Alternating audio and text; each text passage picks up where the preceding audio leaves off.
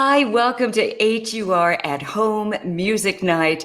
I am totally fanning out right now. This is probably the biggest star we've ever had on this platform, and we have had some heavy hitters, ladies and gentlemen. Well, tonight, he is a oh my gosh, he's won multi awards in all these categories. Grammys, American Music Awards, BET Awards, the list goes on and on and on. I am so happy to have with us tonight Mr. Curtis James Jackson III. We know him as 50 Cent. Hi. What's up? How you doing? I gave you a whole government. Extravagant. I mean, there's a whole lot more I could say, but we'll cover it in tonight's conversation. I love the fact that you're the third. You're named after. Yeah, my grandfather. My grandfather's first son, Champ, is named after him, and I'm his first grandchild. So my mom named me after him also. Oh, I love that. I love it. So, how are you doing? I mean, we're coming out of something real crazy, and the world is opening up. How are you feeling about getting back out there? It feels great. Like I think, as we start to move back into going out and everybody being around each other, like the energy will be a lot better. Like I think that the pandemic was healthy for some people. It was healthy for them to actually be home and around the people to develop that, really being closer or cool with some people, and then other times, I mean, it probably helped people notice that they don't need to be together also. You know what? It's true. There have been a lot of breakups, a lot of divorces because of the pandemic. Because when you think about it, and I agree with you, it was probably a good thing to really see what you got there. It was and people are busy, you see each other in the morning, you go to work, everybody's gone, come home, have a little bit of time together in the evening, but not really spending that much time. It's a little bit of time. When you put people together in intense, long periods of time, like 6 months.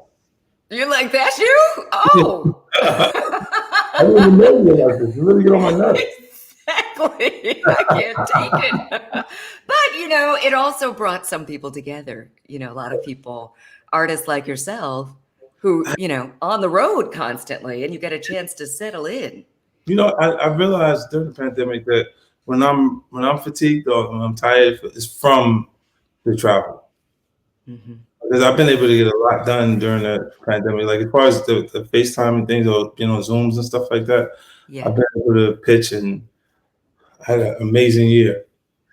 Yeah, you've had an amazing life. I mean, just in following your career, you've got such an amazing life, and you use a lot of the things that you go through to go even further. I don't know if you realize how much of an inspiration you are to the culture, to people, coming up who want to do what you're doing, and not just the youngins. I mean, people who are just out here trying to figure it out. And I just applaud just what you have done with your life. I appreciate you saying that. From a storytelling perspective in entertainment, I've told my story in music. I wrote it, and then I simplify things. So I look and I say, where's my audience? Like my audience, the people who were in college enjoying themselves, like having that adult experience for the first time, is more important at that point because they're calling the shots. Yeah. They're going out and enjoying themselves. They couldn't escape me in entertainment in 2003. There's no place that they went, to the bar, sports bar, to nightclub, wherever you was at. I was a part of that experience. And then now those people aren't partying as often as they used to. They got responsibility. Even if it was from having too much fun. What? I predict that now that the world is opening up, I mean, people are going to be a little extra when it comes to just being out, because personally, I'm saying yes to everything. Like, yes, I will be there. I'm sick of being home by myself. But that's when you say, but the lifestyle things shift after a while. When you get a little older, you start to not. It's true. Get out as much socially, and then that's when they'll tune in and watch it on television. It's the same Yeah. audience, So my core audience is watching a lot of the projects that I'm creating now for film and television at Yeah. home. It's just the I way they love that. can entertain.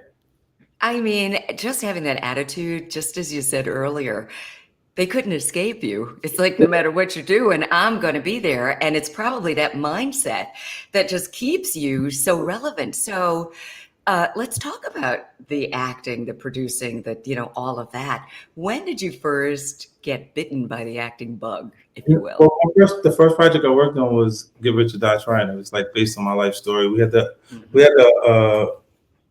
same production crew that produced 8 Mile, and I learned from that experience. It was pretty difficult playing a role where I was playing myself. I Like could imagine. because I actually went through those things. It was harder for me because these films are shot out of sequence. So Okay. emotionally, you're going through something that you really went through that you channeling that so you can convey that energy the right way, and then the next scene has humor in it, and you're like, Right. You're like, oh. and it's when you're there, that was like my first acting experience, and Wow. M's experience with 8 Mile was, I don't know, it just must have been uncomfortable for him. He just could look when we're in a recording studio, we're the boss, the whole boss. The ideas we create, pick the music, put it together, and there's nobody to tell you when it's right or wrong. You feel authentically when you feel like it's right, then you can deliver it to the label and we start working on it. That's perfect because that resonates with the people watching because people can tell when things are authentic. Yeah, and then right? when you get into the film stuff, like you have responsibilities that you have to deliver at different points. Mm-hmm. The actors are conditioned to be able to perform on cue because whatever the adjustments are that you actually do performance-wise, they're able to make the adjustment and perform to the likeness of the director or whoever else is involved in the show. So you're not the boss when you're on those projects. You got other people moving parts.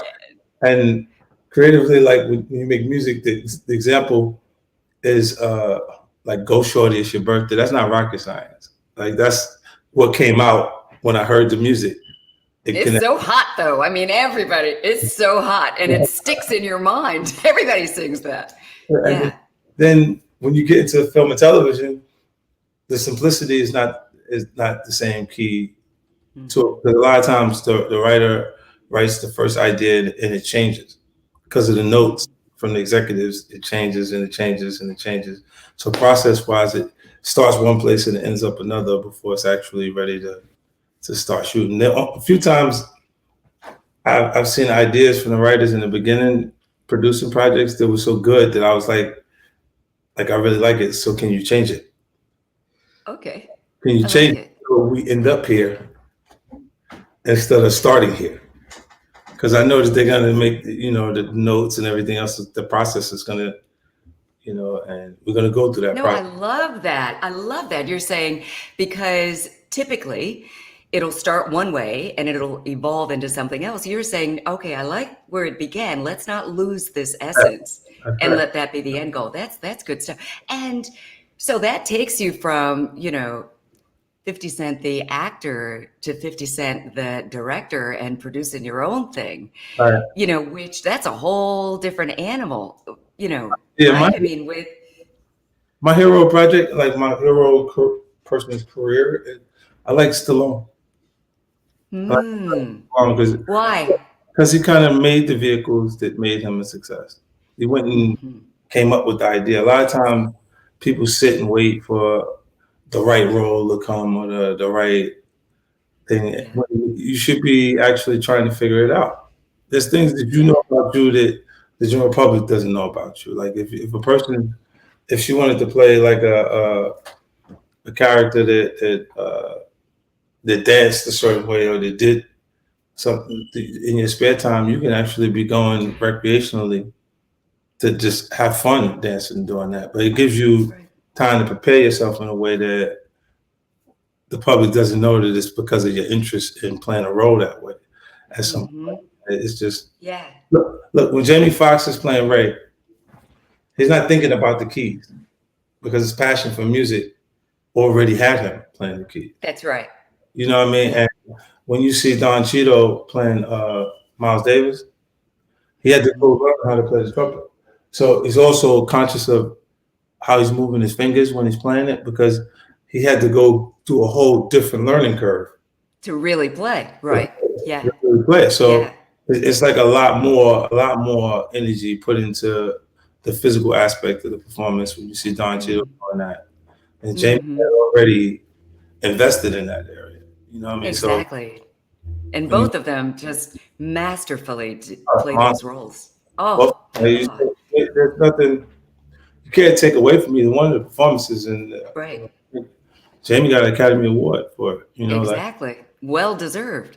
yeah, But you bring up something so relevant. I mean, they immerse themselves into the craft, not just, here playing the role, but these were instrumentalists. They became instrumentalists or were already, they already were. Like, like Jamie Foxx if is you an amazing musician.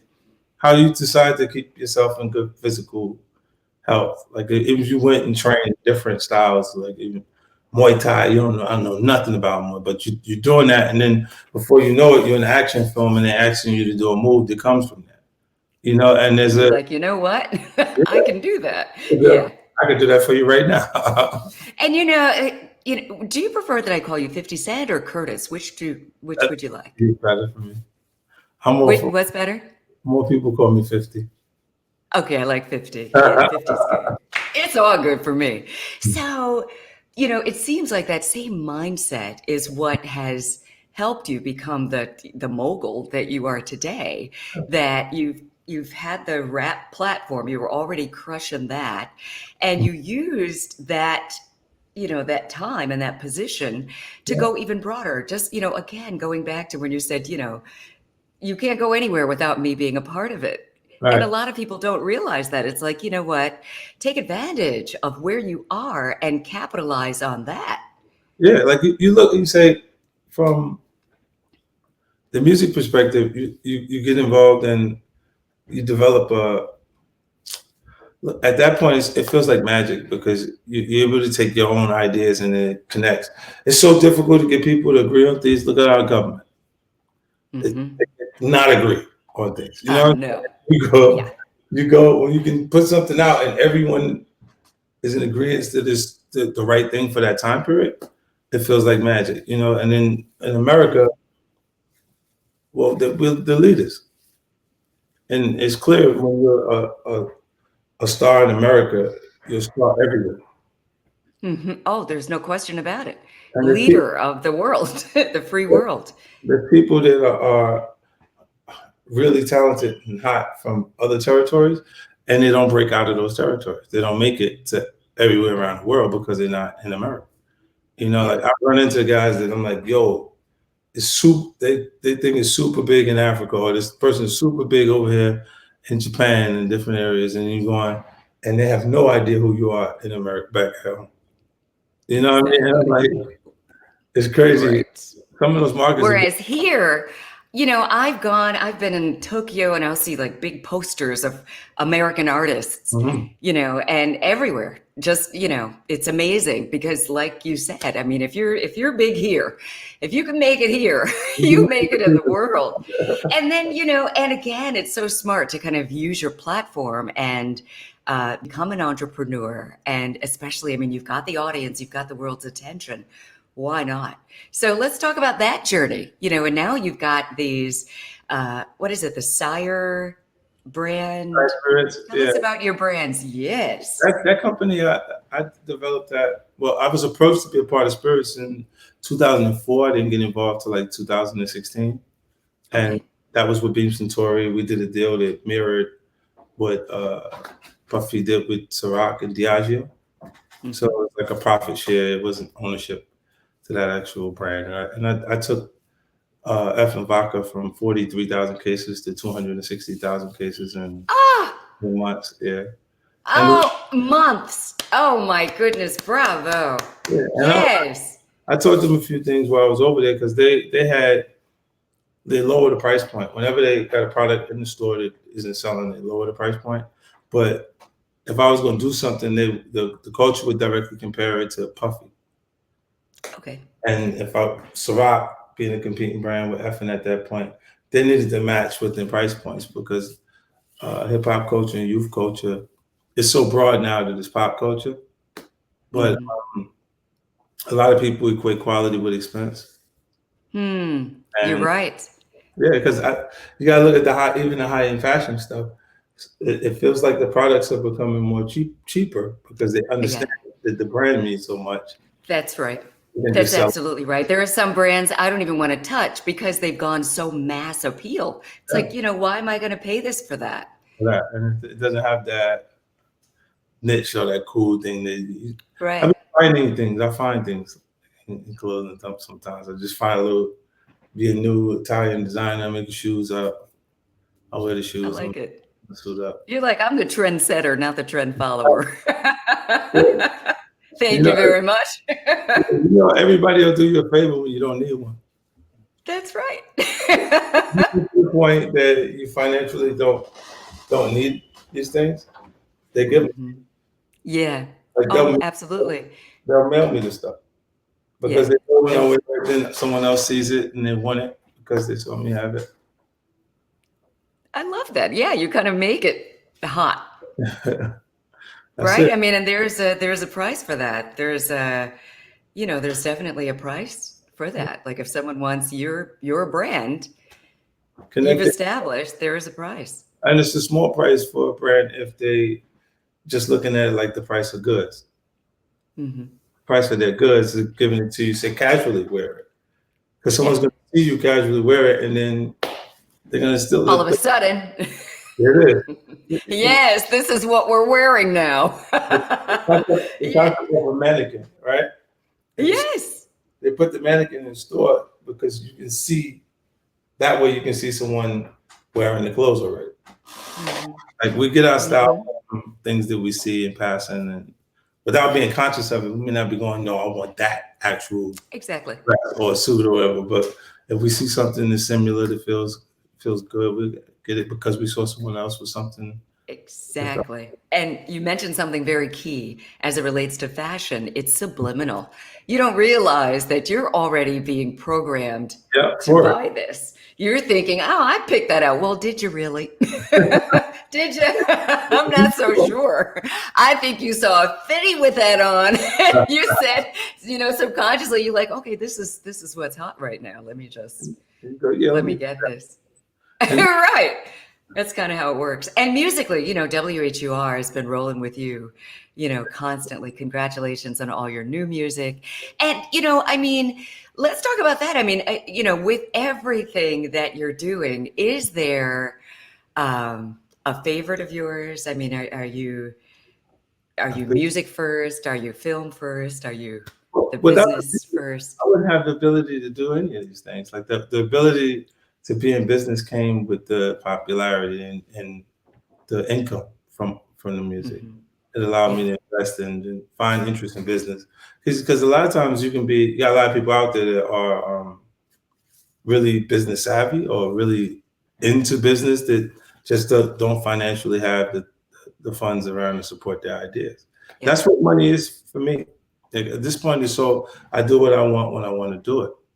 Hmm. Not about like anything else.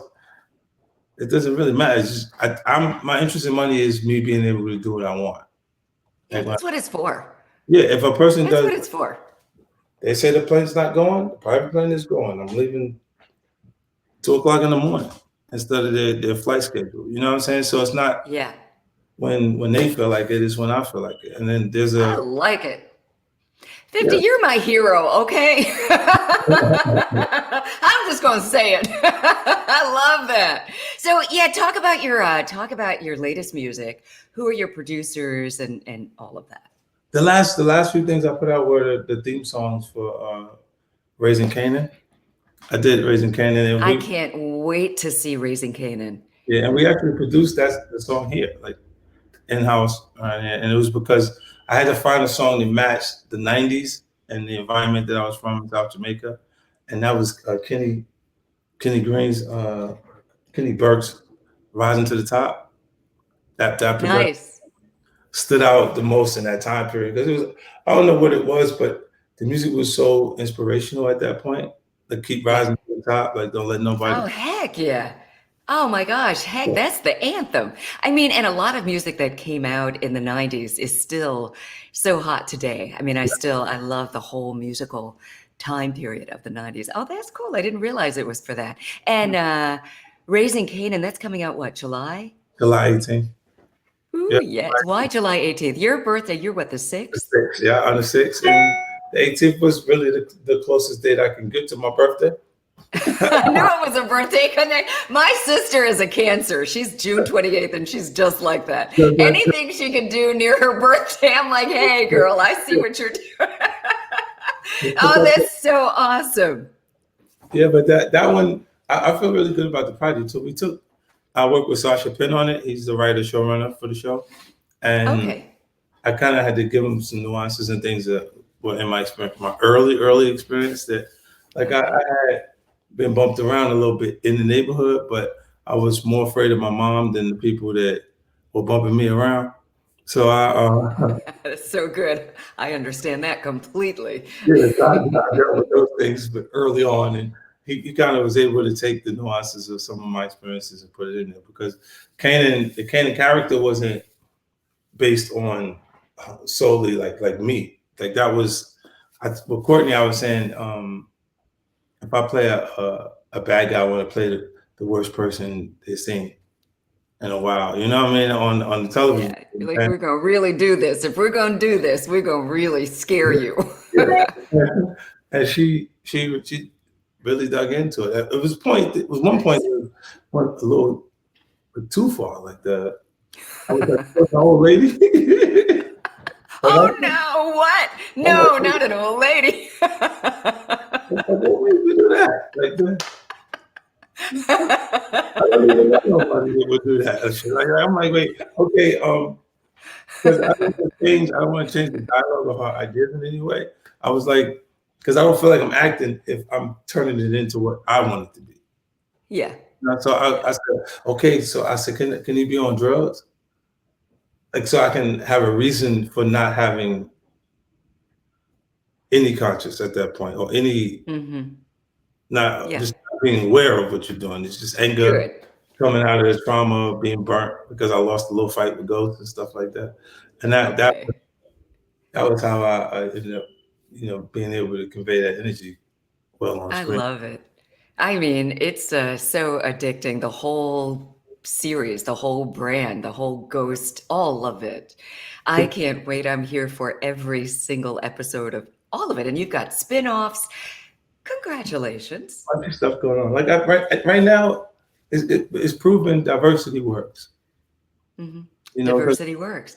And it's a good story. I mean, this is, everybody can relate to all of it. And some of it is so far out that it just, you hook us because you Yeah. don't know what to expect. And there's a part of the success of this project when they see Power hit the bullseye, then you see Empire show up, then you see Snowfall, then you start to see more people look like us on television and lead roles. That's right. And it's because the networks say, this will be our Power. The other networks say this is our thing like this. And what it is it's their diversity. Like you see even now, it's almost a clear mandate in positions where it needs to be a woman. Yeah. Where in corporates, they're going, we want to hire a female in this position. And they go, which is so good. yeah, you look and you go, okay, let's sort through the women that we know that are interested in this. Right. Make this happen. That's so true. I mean, diversity, we still have a long way to go, but we're getting a lot closer. And thanks to entrepreneurs like yourself, like you said, you figure something out and then you don't wait for somebody to hire you to do that. You put it out there on your own. Thankfully, you've, had the wherewithal to do that. And you're right, it does make a difference. And it is opening doors and people are saying, you know what, that is a good idea. We need our, version of whatever that is. And so, The production, the development processes, it puts me right in a comfortable space. because I pick the things that go into development and then put the writers and build the whole camp of people that are connected to it. And um, it's just allowed me to do what I want. And so as far as television is concerned, I can tell the stories that I want to tell, and feature films also, because the Stars is making up almost 80% of the profits for Lionsgate. Love that. Lionsgate, they'll say I'm getting ready to a film this year in August. I play free agents. Oh, Yeah, Dion is the director, and it's gonna be cool. Like I'm excited about the project too, because that's why that's exciting. They were telling me that you're working on a film right now. Is that what you're working on? Yeah, that's why I started the training and stuff for it. I got to look like Adrian Peterson before. Woo! Okay, y'all. Don't hurt him anymore, 50. I mean, come on now. Oh, that's great. That's fantastic. Yeah, so I'm getting it together. There's so much stuff. So many things going on at one time. Like I'm 18 shows across 9 networks. So 18 shows across 9 networks. Yeah. Yeah. Oh yeah. So it's leveling out, and I think this year, towards the end of the year, you'll see that number will change. It'll go up because there you go. I haven't developed. Keep going up. I mean, just congratulations. Keep going. There is no limit. There is no limit. Absolutely. Keep going. You know, musically, just all across the board. And just, you know, I know that you're busy, and we so appreciate you taking this time and joining us on this platform tonight. You know, we're WHUR in Washington, D.C., which the door is always open to you. So make plans to come through D.C. so we can see you up close and personal. I will. I definitely make sure I do that. Are you on social media? Do you do any of your social personally yourself? I do it with my Instagram stuff. At 50 Cent, regular. Just at 50 Cent. Yeah, what's yours? At Angela Stribling. I'm gonna follow you right now. You gonna follow me back? Yeah, come on. If you follow me back, I've got my phone right here. I've got witnesses, everybody watching. 50 said he's gonna follow me. I am on Instagram at this moment, and I am looking for 50 Cent. 50 Cent. And I see you. I just followed you. How'd you pronounce the last? Angela, Angela. Yes, and then Stribling. And of your 26.7 million followers, I hope you really follow me. Oh my gosh, I'm so excited. Look down, follow. Did you just follow me? Yeah. Oh my God! I am so excited. Day made. You just followed me. I see it. Oh my goodness. Thank you for making my whole day, month, year. It is such a pleasure. And I know you're in New York now. Thanks to you, the Knicks are doing their thing. You need to go to every game.